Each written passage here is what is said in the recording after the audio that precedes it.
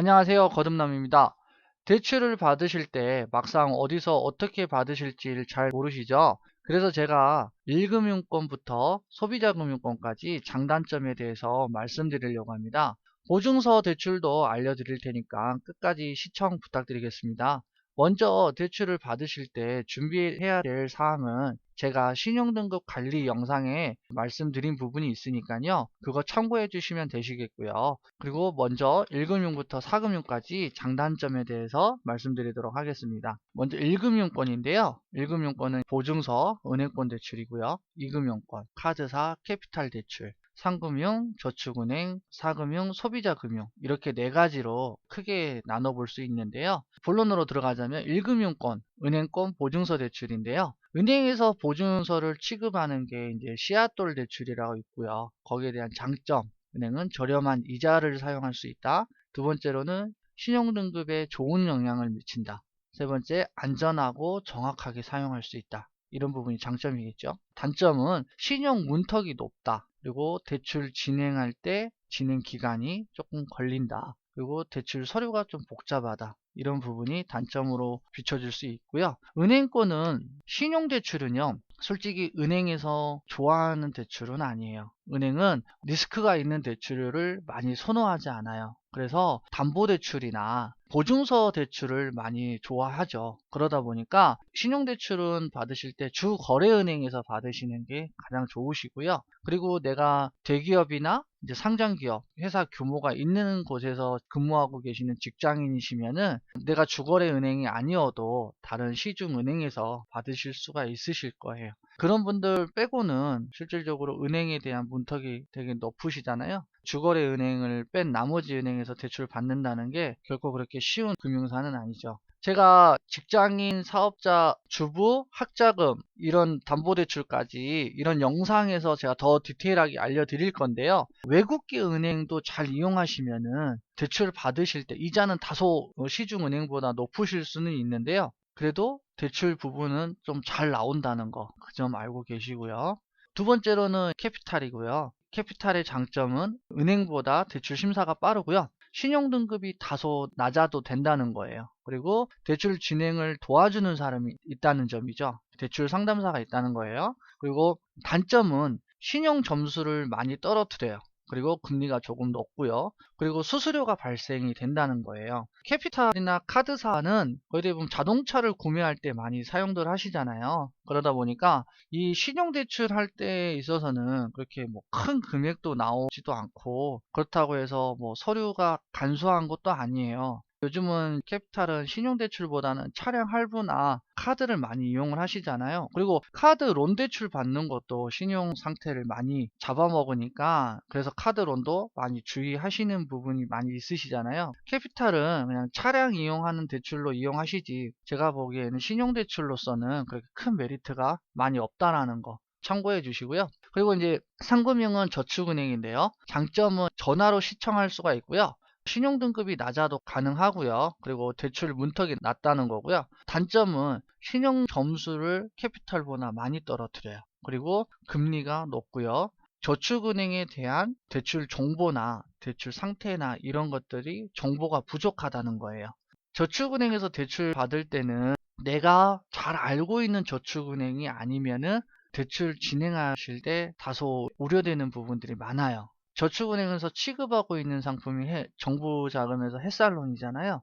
햇살론도 진행할 때는 내가 잘 알고 있는 저축은행에 방문하셔서 진행하시는 거를 권해드려요. 왜 그러냐면 요즘은 저축은행 가짜 사이트를 만들어서 사기치는 경우가 되게 많고요. 보이스피싱이나 대출 사기 하는 애들이 자주 쓰는 게 저축은행이에요. 그래서 이런 부분들을 좀 피해 가시려면은 될 수 있으면 저축은행은 내가 잘 알고 있는 은행, 그리고 보편적으로 대출 광고에서 많이 보았던 SB나 웰컴저축은행, 그리고 OK저축은행 뭐 이런 전화로 문의를 해서 직접 대출을 진행하지 않는 이상 대출 권유를 받거나 이런 걸로 진행을 하지 마시라는 거. 이런 거는 그렇게 대출을 진행을 하시면은요, 대출 피해 볼 수 있는 확률이 높아요. 그만큼 대출 사기치는 사람들한테 내 정보가 그쪽으로 흘러 들어갈 수 있는 소지가 높기 때문에 저축은행은 꼭 가까운 지점이나 내가 잘 알고 있는 우리 동네의 저축은행을 이용하시는 것을 제가 권해드립니다.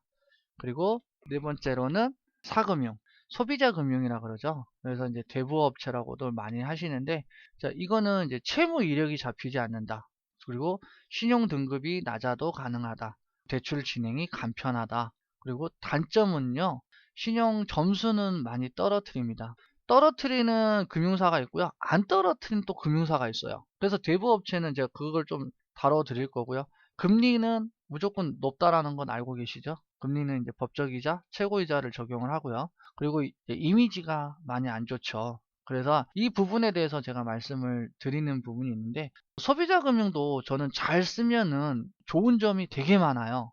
여러분들이 이 소비자 금융에 좀 잘못된 인식들을 갖고 있는데, 뭐 대부업체를 쓰면은 달러 이자다 어쩐다 이런 말은, 그런 거는 이제 불법 사채이고요. 이런 소비자 금융은 이제 러시앤캐시나 사나몬이나 뭐 리드코프 뭐 이런 회사들 보고 소비자 금융이라고 하는데요. 이 소비자 금융의 장점은요, 일단은 중도상환 수수료가 없어요. 그리고 대출 진행하는 시간이 되게 빨라요. 뭐 신용 좋으신 분이 진행을 하시면은 1, 2천만 원이 뭐 1시간 안에 입금이 되고, 그런 건 되게 좋고요.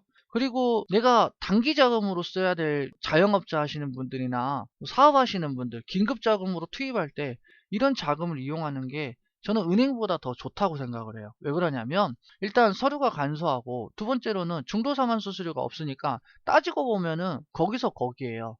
그리고 소비자 금융을 한번 이용을 하시잖아요. 그럼 재대출 받기가 편해요. 다음 대출은 그냥 진짜 전화 한 통이면 얼마든지 내가 한도만큼 입금해 달라면 입금해 줄 수 있고, 그런 게 되게 잘 돼 있어요. 그런 장점이 있으니까, 내가 사업을 하거나 장사를 하시는 분들은 사업을 하시다 보면은 급하게 필요한 자금들 있잖아요. 그럴 때는 굳이 은행에서 막 들어가서 방문해 가지고 서류 띄워오고 이러시는 것보다, 차라리 그냥 내가 신용도 좋은데 소비자 금융에서 바로 전화하셔 가지고 단박대출이나 이런 거 그냥 받아버리시는 게 훨씬 더 좋으세요. 근데 이게 주의할 점이 있어요. 은행연합회가 있고요, 여신금융연합회가 있고, 저축은행연합회가 있어요. 그리고 이 소비자금융은 소비자금융연합회가 있는데, 신용등급 평점해주는 나이스 등급은요, 은행연합회하고 여신금융연합회는 서로 전산을 공유를 해요. 저축은행 중앙회까지 이 세 곳은 서로 전산들을 공유를 하는데, 이 소비자금융은 제도권 금융권으로 인정을 안 해주려고 그래요. 그러다 보니까 채무가 은행연합회 전산에 뜰 때도 있고 안 뜰 때도 있어요. 근데 거의 대부분 안 떠요. 그러다 보니까 내 DTI에서 실질적인 채무를 잡아먹지 않아요. 그러면은 내가 정말로 이 금융거래를 좀 DTI 한도만큼 이렇게 잘 이용하시는 분들은요, 이 소비자 금융이 여유 있는 플러스된 자금이라고 생각하시면 돼요. 근데 이거는 주거래 은행에서 제가 아까 말했던 것처럼 이미지가 안 좋다 보니까 소비자 금융을 쓴다는 자체로 주거래 은행에서는 약간 불이익을 줄 수도 있어요. 근데 이걸 피하는 방법이 있어요. 주거래 은행을 쓰면 안 돼요.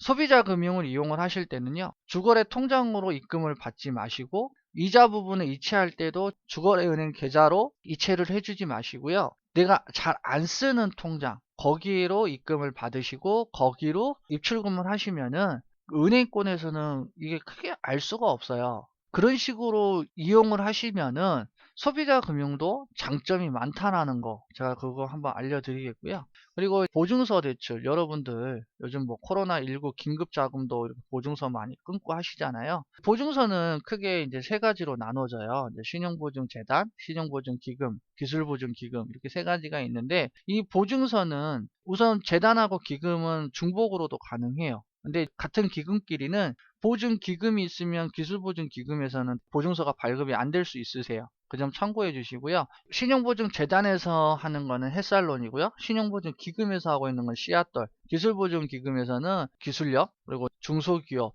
이런 상대로 많이들 하시죠. 법인 상대로 하는 보증서가 기술보증기금에서 많이 하고 있고요. 그리고 기타로는 P2P 대출, 그리고 중개업체를 통한 에이전시를 통해서 하는 대출, 그리고 캠코, 바꿔드림론 같은 전환대출, 이런 부분이 있으니까요, 이것도 참고해 주시고요.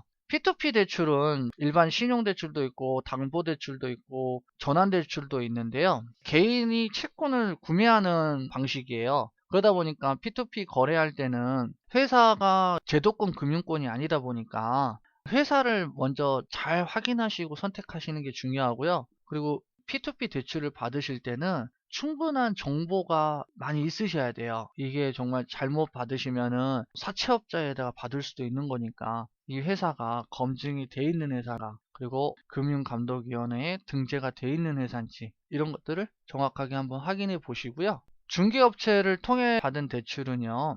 중개업체는 대부업 중개업체를 말을 하는 거고요. 대출이 정 내가 받을 데가 없다. 그럴 때 마지막으로 받는 곳이 중개업체를 통해서 받는 건데 배너 광고나 인터넷상으로 검색창에 띄어오르는 뭐 배너 광고 이런 거 많이 보셨을 거예요. 뭐 검증된 중개업체 뭐 수수료가 없다, 불법 수수료 없다 이런 거 많이들 하시는데 중개업체는 제가 될 수 있으면 권해드리지 않아요. 왜냐면 이자가 우선은 최고 이자지만은 대출을 여러 군데 동시다발적으로 진행을 해요. 제가 신용등급 관리편의 영상에서 말씀드렸는데 조회 이력이 엄청 잡혀요. 그러면은 대출 등급 평점에는 반영은 안 되지만은 정말 안 좋은 영향을 많이 미치거든요. 그래서 정말 대출 중개를 잘 못하는 대출 업체에서 받으시면은요. 정말 조회 이력만 엄청 띄워놓고 대출도 못 받은 경우가 많아요. 그리고 대출 중개업체에 대출 접수가 되잖아요. 그럼 내 정보가 여러 군데 빠져나가는 경우가 되게 많아요. 그래서 전화도 이상한 데서 전화 많이 와요. 그러다 보니까 대출 중개업체에서 대출을 받는 거는 참 많이 고려를 하고 내가 정말 돈이 급하다 하지 않으실 때는 굳이 그렇게 권해드리고 싶지는 않아요. 그리고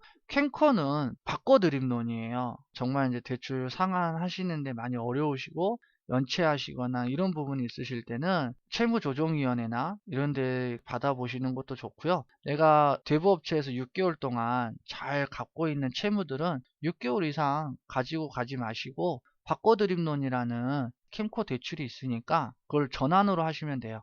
그렇게 전환을 해버리시면 시중은행에서 대출 채권이 넘어가는 거니까 등급 관리하는 데도 더 유리하실 거예요. 이렇게 진행을 하시면 될 것 같고요. 제가 여기서 직장인이고 사업자고 주부, 학자금, 담보대출 이런 데는 이제 어떻게 받아야 될지 아직도 정확하게 잘 모르시는 부분이 있으실 거예요. 그래서 다음 영상 때는 제가 직군별로 어떻게 대출을 받아야 될지 순서하고 정확한 팁들을 알려드릴 거니까요. 앞으로 제 영상 꾸준히 잘 봐주시고요. 구독, 좋아요 꼭 눌러주셨으면 감사하겠습니다. 그리고 여러분들의 마이너스에서 플러스로 거듭날 수 있을 때까지 제가 많이 옆에서 응원하겠습니다. 저는 거듭남이었고요. 감사합니다.